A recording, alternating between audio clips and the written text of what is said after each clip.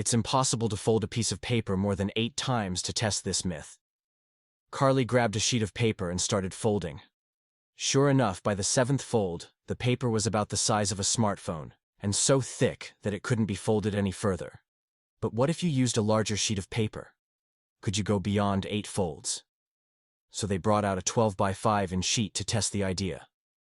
The theory was that a larger sheet would be easier to fold by the 3rd fold. They noticed the paper was shrinking at an incredible rate by the 7th fold.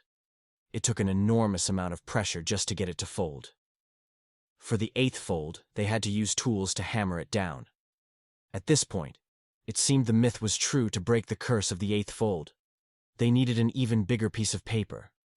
The plan used a sheet the size of a standard soccer field for the ultimate test, but no single sheet that large exists, so they had to piece one together after 3 days and nights of effort. The world's largest sheet of paper was finally created. The ultimate folding test was about to begin. Everyone lifted one end of the massive sheet and carefully pulled it to the other side because of its enormous size. Every step had to be done with caution. They folded it down in a precise 90-degree direction. Each time, by the 7th fold, the paper had become incredibly heavy. Just one more fold, and the myth would be shattered as expected. The bigger the sheet, the easier it was to fold. At least at first, the myth was officially busted, but they didn't stop there at that point. Human strength alone wasn't enough to make another fold, so they brought in a steamroller in the end.